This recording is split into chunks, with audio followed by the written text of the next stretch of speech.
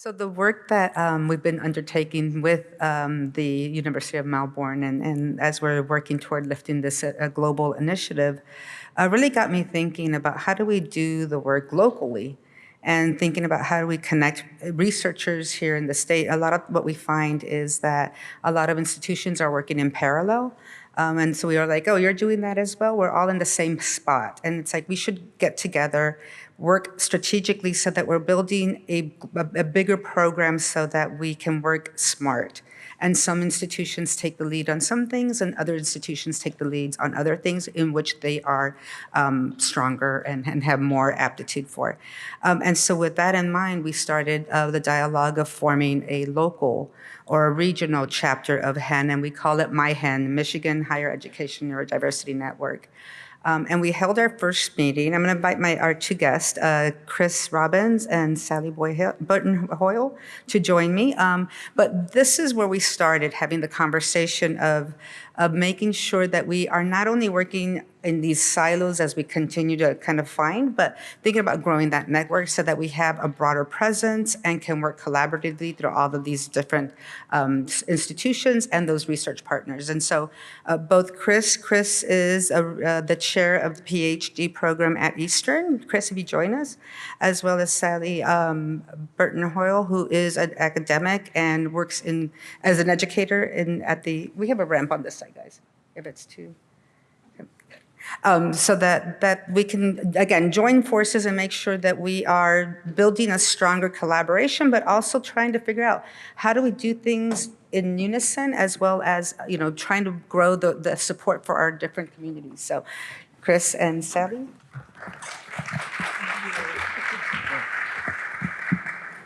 Good morning, everyone. Good morning. I want to start by thanking both Sandy and Kathy for inviting us here. This is a great privilege for me to be here, and for that I want to thank all of you for allowing me to deliver a couple of remarks with my esteemed colleague, Dr. Sally Burton Hoyle. I'm Christopher Robbins. I'm the coordinator of our PhD in Educational Studies at Eastern Michigan. I'm also the founding organizer for a transdisciplinary interagency work group called the Workshop for Community and Collaboration. It's in the latter role where I became connected to Kathy and Sandy in this capacity, and we had conversations basically for a year now, which culminated or initiated conversation with multiple universities in February. We had representation from U of M Dearborn, Eastern, and also Washtenaw Community College. There were three primary things that gave me hope leaving that meeting. One is that there's uniform energy and interest in neurodiversity and creating more inclusive environments across universities in Michigan and obviously globally. The second thing that gave me hope was a real potential for integrating advocacy, action, and research. As someone who's interested in all those areas, in my 20-some years in higher ed now, it's hard to find those three things integrated in meaningful ways that seek to produce socially just outcomes.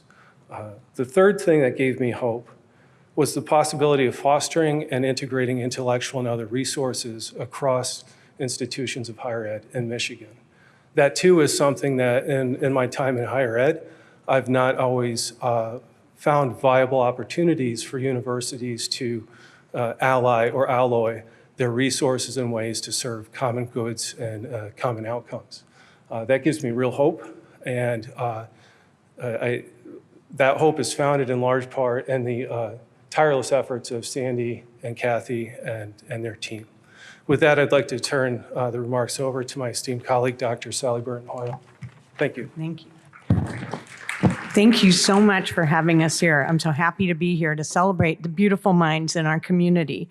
The outcome of today's conference will hopefully bring about more accessibility, which I'm so smitten with the previous speaker who talked about accessibility without support, or is not an opportunity, and we try to do that. So we can honor diversity and processing and the thinking differences in all students if we're to cultivate understanding.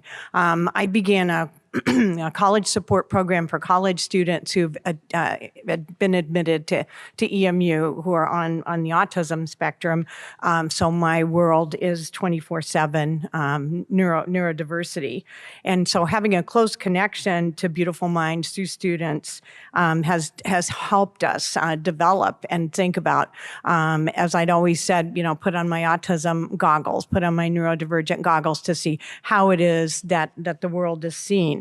And I additionally had the joy of growing up with a brother, Tim, who had significant communication challenges and on the autism spectrum. But if it weren't for him, I wouldn't be here today. So I look at personal relationships as being the key to big universities like University of Michigan and Eastern Michigan University and globally for us to increase the kind of accessibility that's needed.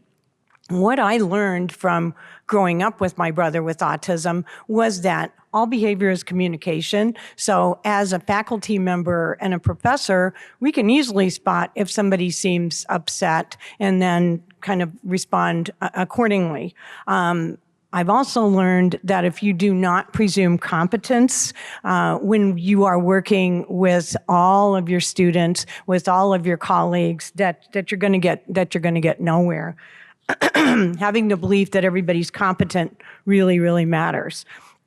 My friend Temple Grandin said, "I am what I do," and there are many gifts that people across the neurodivergent spectrum possess, and these are some of my favorites. Can you alleviate stress by twirling or stimming or something? Stimming has had this bad rap, and really it's the way that people can regulate. Nothing bad about it at all.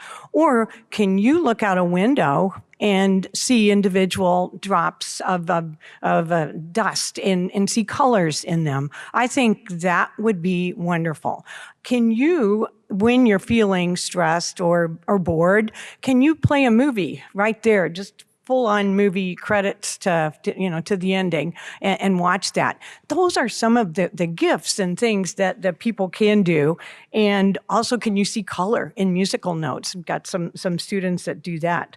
So with knowledge and acceptance of diversity is the only way we're going to get to inclusion and the only way we're going to increase the accessibility for all students in higher education network. So I would like to thank like all of you for allowing us to come and for being a part of MyHen, which is going to be, I think, life-changing for many, many people. Thank you very much.